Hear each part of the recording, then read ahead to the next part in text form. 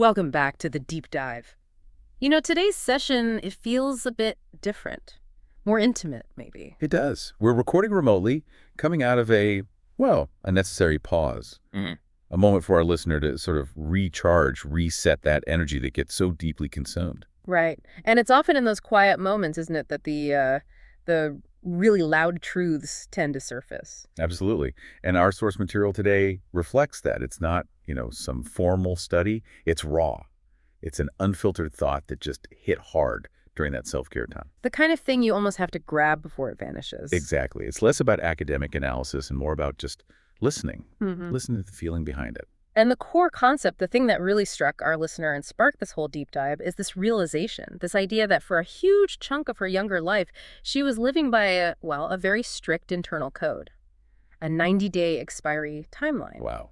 That phrase 90-day expiry, it's powerful. It's not just describing like a pattern. It sounds more like a doctrine or a survival strategy. Yeah, totally. It points to this deep, almost subconscious operating system designed purely for self-protection. The source put it as being wired to burn bright, then burn out, reset, reinvent, repeat every 90 days. So our mission today really is to unpack that, the specific architecture of self-preservation. Right. We need to look beyond what might seem like chaos or flakiness on the surface. Yeah, and see the kind of the fierce precision that was actually running underneath it all. We're not here to judge the quick turnover, are we? No, not at all. We're here to analyze the structure. The sources make it clear this wasn't random, it wasn't accidental, it was conscious, deeply intuitive, a system for, personal sovereignty, designed to keep her safe, no matter what. Okay, so let's unpack this code then. Where does it start? What did this 90-day clock actually apply to? Well, according to the source, basically everything. Starting really young, around age 15. 15? Wow. Yeah.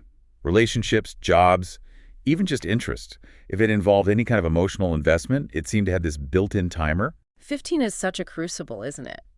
You're figuring out social stuff, maybe getting hurt by friends or first relationships. Right. And while most kids are just trying to, figure out basic commitment, she's already implementing this complex, emotional preemptive strike protocol. Preemptive strike. That's a good way to put it. She mentions, almost casually, swapping out boyfriends every 3 months. And the phrase she used, done and dusted. Done and dusted, like closing a project file, not ending a relationship. Exactly. It speaks volumes. But the why behind it is crucial. It was all about preemptive abandonment, a survival tool. Protection, essentially, stemming from getting hurt or maybe the fear of getting hurt. Deep fear, yeah. Fear of betrayal, fear of being left. The source talks about the love she did offer. How does she describe it? Fiercely, fully, completely. But, and this is the key, that fierce love ran alongside this unspoken countdown. So the goal was always to leave before the other person could. Before they could inflict that pain she seemed so sure was coming. She'd replace them first, get out first. It was basically a heartbreak survival plan in disguise. A survival plan. It's such a high-stakes emotional game, though. Totally. She wasn't running from love, necessarily. It sounds more like she was running towards control. Control over the ending. Right. Full passion, full engagement, but only if she held the eject button. Loyalty, but with a strict 90-day limit. Okay, I get the mechanism, but I have to push back a little here. Is that truly sovereignty, or is it just really high-functioning isolation? That's a fair question. I mean, if you're always setting the terms for leaving, yeah, you avoid the pain of being left. But don't you also kind of avoid the chance for real, untimed connection? Oh, absolutely. Yeah. And that's the emotional cost, isn't it? Yeah. The source becomes very aware of this later on. But back then, for the 15-year-old who designed this system, It felt like survival, pure logic. pure rational survival. The source calls it fiercely intuitive clarity. What we might see as, flaky or non-committal. She saw it as the only way. The only way to manage the anticipated pain of abandonment. If she was always the one ending things, the breakup or the move on, the done and dusted one, she controlled the whole story of her pain. Right, you can't be blindsided if you're the one setting off the alarm. The ending becomes part of the plan, not a surprise attack. Exactly. Which brings us to this idea of the precision of leaving. It wasn't just bouncing around aimlessly. No, it sounds choreographed, deliberate exits. She knew her system. And crucially, she knew why she felt it was necessary. She said she could look back at everything, everyone, and find very few things that lasted past their internal expiry date without her stepping in. So in a way, she kept proving her own hypothesis right, that things wouldn't last. Think about that self-awareness at 15. to recognize, as she put it, fully what someone intent on breaking me would do to me. So she didn't wait for the lesson. She applied the cheat code right away. Yeah. She secured her control by always initiating the exit, always pulling the trigger herself. But the mental load, the cognitive load of that must have been immense. Oh, huge. Imagine trying to be present, to connect, maybe even love someone. While simultaneously running calculations, calculating the decay rate and planning the next move. It's like living with a constant silent countdown timer running in the background of everything. Every good moment potentially shadowed by its known self-imposed end. That just sounds exhausting. Really, truly exhausting. Loving like it might be the last time because you know it will be. It was. The source acknowledges that. But interestingly, the precision itself became a kind of reward. How so? Well, she mentions not really mourning the endings, but instead kind of marveling at how well the system worked. Because in her experience, everyone disappointed me. Wow. The system was perfectly designed to confirm her deepest, most painful belief, that eventually everyone lets you down. So by leaving first, she kept control and validated her own worldview. Exactly. She turned potential trauma into a self-fulfilling prophecy, but one that always guaranteed her safety, her self-protection. It's the ultimate shield, isn't it? Making sure she was never left vulnerable to that uncontrollable pain of being rejected. An entire architecture built on the certainty that love or connection would eventually be unwanted. Okay, so this internal timer wasn't just for relationships. It shaped her professional life too, right? Oh, absolutely. It found this kind of perfect outlet in the world of temporary work, the temp world. Which makes sense. For someone who values efficiency, competence, speed, like our listener temping, seems ideal for this 90-day code. Totally. Think about the benefits she saw. No strings attached, right? None of the usual office politics sticking to you. Just a clean window. You show up, you deliver excellence, and then you vanish. Yeah. Right on schedule. It gave her that controlled environment she needed. Exactly. She could operate at peak performance, that burning bright phase for the 3 months. And then, crucially, she could leave before the deep investment in workplace relationships or politics was demanded. Before, as she put it, the rot set in. Before the organization's problems became her problems. Right. And this wasn't about avoiding work itself. She wasn't slacking off. Quite the opposite. Yeah, the source says she wasn't the typical temp just learning the ropes. She was always the one teaching these places how to do things with precision. That's such a key distinction. That's why we're calling it mastery for hire. Mastery for hire, I like that.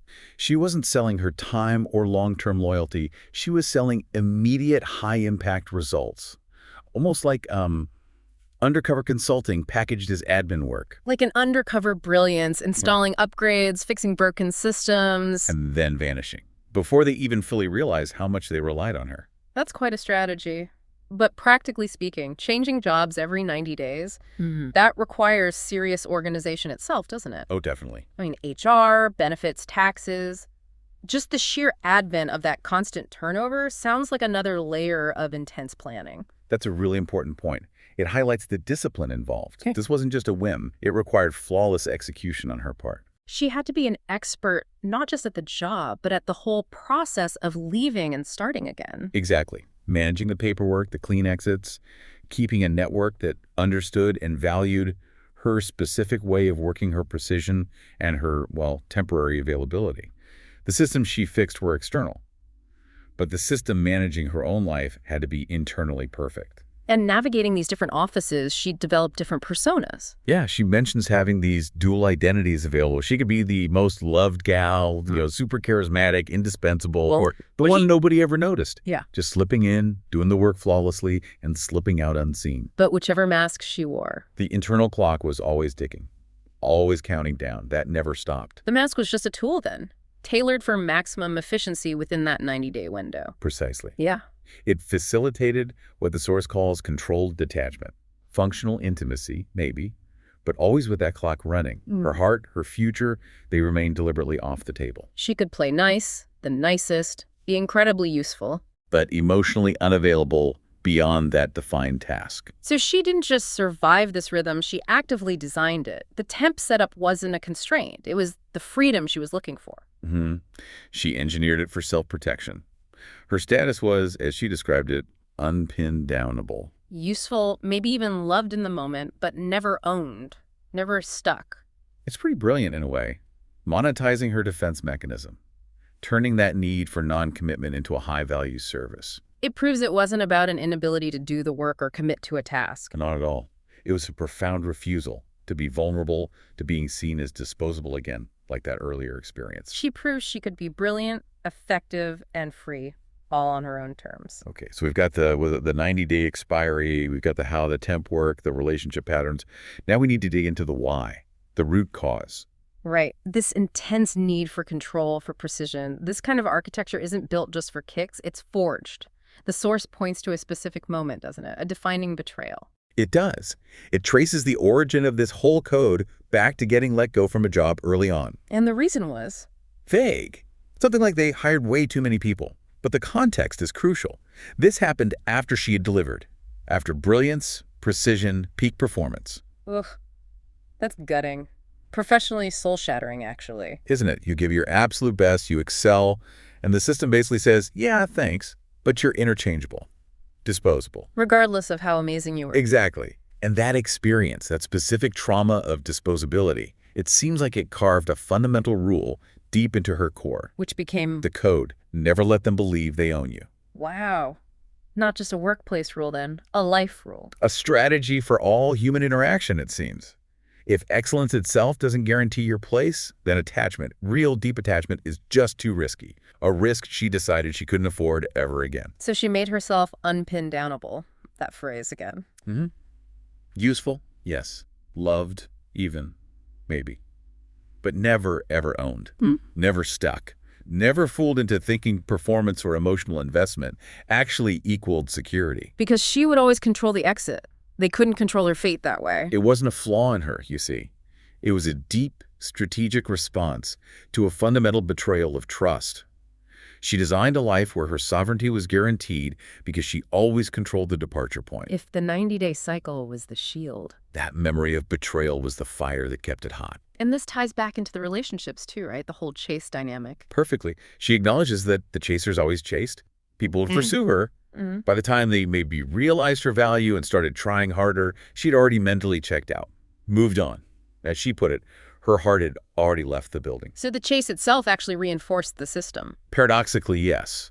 Because when the chasers eventually let her walk away at day 91, day 120, whenever her internal clock hit zero, what did that prove to her? That they didn't value her enough to fight for her, to challenge the system she built. Exactly. It confirmed her deepest fear. This is the validation of exit. The system proved it was necessary because, ultimately, everyone failed the test. They didn't stay unconditionally. She wasn't interested in do-overs either. No. Once she'd assessed the situation during that 90-day window, spotted the perceived disrespect, the lack of interest, whatever disconnect it was, and pulled the cord, she was gone, vanished, already investing in the next temporary thing. Maintaining that emotional distance must have taken constant vigilance. Intense maintenance, yeah. And it all really boils down to that one essential line, the sentence that just unlocks the whole thing. I was never waiting around to be unwanted. That hits hard. It explains everything, doesn't it? It really does. The constant exits, the clean slates, the perpetual readiness to leave. It all came from that core belief. Her heart always had its bags packed, ready to go the second she sensed a shift, a potential rejection. So the fear wasn't really about love itself. No. It was the fear of the passive suffering of being left unloved. That vulnerable position was just intolerable. So she left first, every time. It's a self-preservation masterpiece in its own way. Ruthlessly precise, designed to guarantee nobody ever got the chance to prove they weren't built to stay.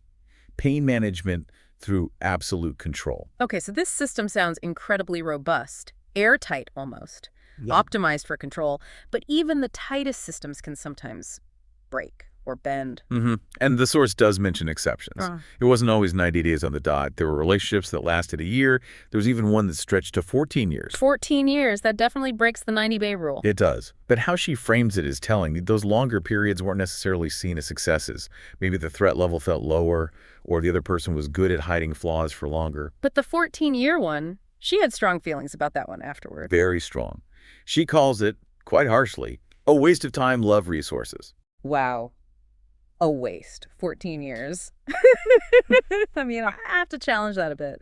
If the goal was always self-preservation, wasn't that 14-year period maybe necessary practice? How do you mean? Well, it wasn't 90 days. It forced her to practice longer-term coexistence, stability, even if the connection wasn't ultimately fulfilling. Couldn't that have built some skills needed for, eventual permanence? That's a really insightful challenge. I Oh. think maybe the waste label comes from the deep regret that even after that huge time investment, it still didn't provide the safety or fulfillment she needed. Ah, okay. So it was like a prolonged version of the same pattern, just slower. Perhaps, like a slow, draining expiry instead of a quick one.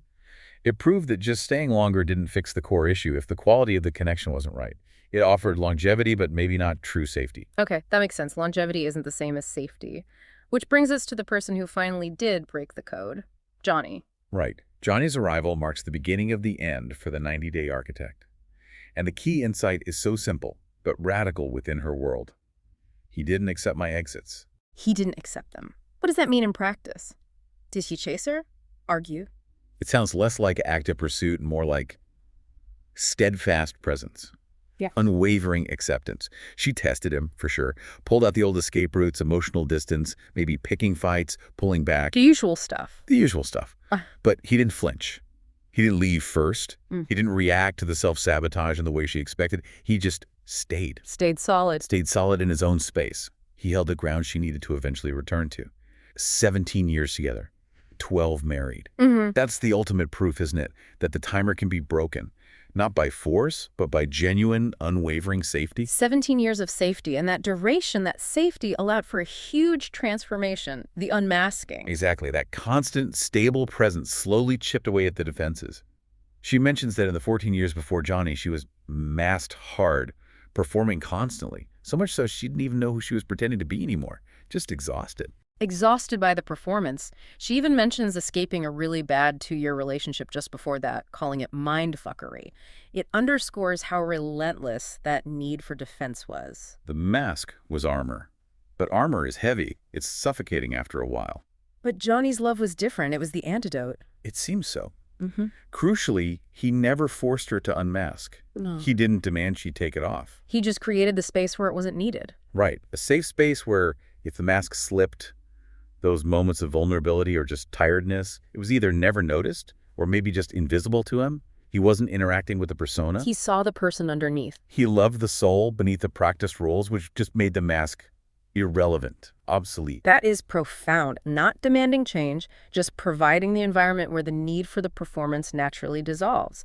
That's the difference between conditional love needing the mask and unconditional love, which sees past it. And that leads to the huge shift, moving from 90-day expiry to forever renewable, from exits preloaded to just being held. Held, not chased, not replaced, chosen over and over again. Exactly. That deep existential terror of being unwanted. It starts to dissolve when you're consistently, reliably chosen, without needing to prove your worth every 3 months. The countdown stops because the clock itself just isn't necessary anymore. And this whole journey from this intense emotional protection system to finding safety, it finds this really beautiful, almost strange, physical echo. In their home, right, the story shifts from internal code to literal physical structure. Yeah.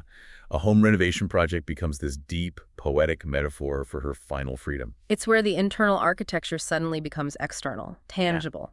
15 years after buying the house, she starts taking it apart, in a way, abolishing the exit. And the most symbolic part, removing doors. The actual physical symbols of separation, boundaries, potential escape routes. Let's list them because the specifics matter here. It wasn't just one door. No. The office door went unnecessary, cramped the space. The en-suite bathroom door made getting in and out squishy. Even the little closet door inside that bathroom. Why? Because it was too hard to open. Stop there for a second. Removing a door because it was too hard to open. That feels incredibly significant, doesn't it? Hugely significant. It's such a direct mirror of past emotional barriers. Things that required too much effort, caused friction, felt awkward. They had to go. The physical space needed to feel easy, accessible, flowing. The complete opposite of the tightly controlled, high-effort emotional space she lived in for so long. Exactly. And there were more. Dual closet doors outside the bathroom became an open dressing area. Doors to the basement, bedrooms, and bathroom gone too. She literally asked herself, why did I remove most of the doors in this house? And the answer she found. Was this poetic revelation? This wasn't just decorating or renovating. This was soul architecture. Soul architecture. I love that term. She was reclaiming breath, making room for movement, for access, for flow. She didn't need to be closed in anymore, boxed up, forced to squeeze through tight spots. She was physically taking the hinges off her life. The irony is just stunning. The person who always had one foot out the door, always ready to leave, Creates a home where doors aren't necessary, where she doesn't need them. Removing the physical boundaries mirrors the dissolving of the emotional ones that defined her youth. It's the climax of the metaphor, really. She literally dismantled her own exits. Because why would you need an emergency exit when the building itself is finally fundamentally safe? The doors, once symbols of potential escape, just became symbols of unnecessary constraint. She took them down, not because she felt trapped, but because she was finally free. She didn't need the old strategies, the fallback rights, the barriers. The 90-day expiry system is replaced by a doorless home, a tangible breathing symbol of her story, where flow replaces friction and freedom replaces control. It's such a powerful lesson for all of us, isn't it? The spaces we build, physical or professional, often hold the shape of our past traumas. Her doorless home is like a declaration. The trauma's over. The war is won. So we followed the whole arc, the 90-day rhythm, the temp world mastery, Johnny as the anchor, the doorless home. But there's one final piece, isn't there, to make this sovereignty complete. Yes, acknowledging and really honoring the person who started it all. That fierce, fed-up 15-year-old girl who built the first system, the architect. We have to acknowledge her, because she was probably carrying so much shame, right? Thinking she was broken because she couldn't just stick around like everyone else seemed to. Absolutely. Setting timers instead of dreaming dreams, because dreams felt way too vulnerable. So the adult self needs to speak to that younger self. Not with pity, but with respect, admiration almost. The source has this lovely line, "You had a way, didn't you?" She was always called wise beyond her years, an old soul. No. But all that wisdom got channeled into this incredibly rigorous self-defense. And this final part is about redefining the past. Seeing what looked like a character flaw, that rebellious, uncontainable girl, as actually genius. Strategic genius, born of necessity.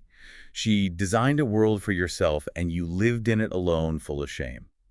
The shame was the shadow companion to the brilliance of the system. It's a profound act of self-compassion, isn't it, to say, the 90-day strategy wasn't wrong, it was brilliant. You are the queen of self-preservation. And the adult self is finally saying, I'm sorry nobody saw that genius back then, recognizing the mastery within the defense mechanism. She's rewriting her own story, from survival to sovereignty, from countdowns to, well, crowning herself. That's the final step of the unmasking. Seeing the defense not as a defect, but as a painful, masterful attempt to protect her core self. And to really feel maybe the righteous anger that fueled it all, we have to look at the song chosen for that day, Fool Me Once. Ah, yes.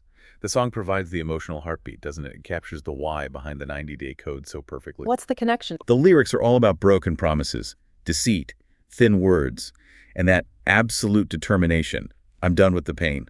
Fool me once, shame on you. Fool me twice, I'll never trust you. That's the fierce energy, the rage that built the masterpiece of self-preservation. Exactly. It's not a sad song, it's a declaration. Never again, rooted in that initial betrayal. It explains why that 15-year-old felt such an urgent, non-negotiable need to start the timer. It was a promise to herself. Never be fooled again. Precisely.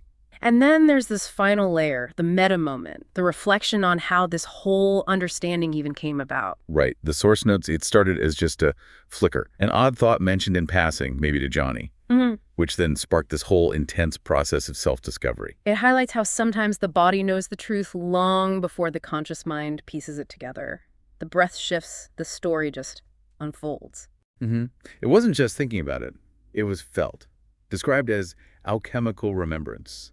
Opening portals, like finally cracking open a memory vault that had been sealed for decades, waiting to be seen, understood, and finally set free. And that deeply personal process is part of why the source material feels so authentic, so raw. Absolutely. We're not just discussing a concept here. We're witnessing a genuine breakthrough, where this lifelong survival system is finally recognized for the strategic intelligence it always was. #OutChack_Outro. So let's bring this back to you, listening right now. What we've really unpacked today is that this 90-day expiry thing, it wasn't about being afraid of commitment in the usual sense. It was this incredibly smart, highly disciplined shield against a much deeper fear. Yeah, the fear of being unwanted, of being disposable, a fear many of us carry in some form, right? Definitely. And the big takeaway, maybe the hopeful takeaway, is that real, genuine safety, whether that comes from a person like Shawnee or finding security within yourself or your work, it actually allows those old lifelong defenses to finally relax, to dissolve. Hmm. Once the foundation feels truly solid, the architecture you built just for protection, the timers, the escape routes, the constant readiness to move it just isn't needed anymore. Yeah. You can start dismantling it. And that doorless home metaphor, it's worth thinking about in your own life, isn't it? We all have them, maybe. Boundaries, routines, ways of working that we set up because of past hurts, past betrayals, even if they happened years ago. Structures we build, personally or professionally, that are actually echoes of old pain, designed to prevent it from happening again. So the provocative thought we want to leave you with today is this. Take a look around your life. If your home or your job description, or maybe even the way you approach relationships, might be unconsciously shaped by an old fear of being disposable.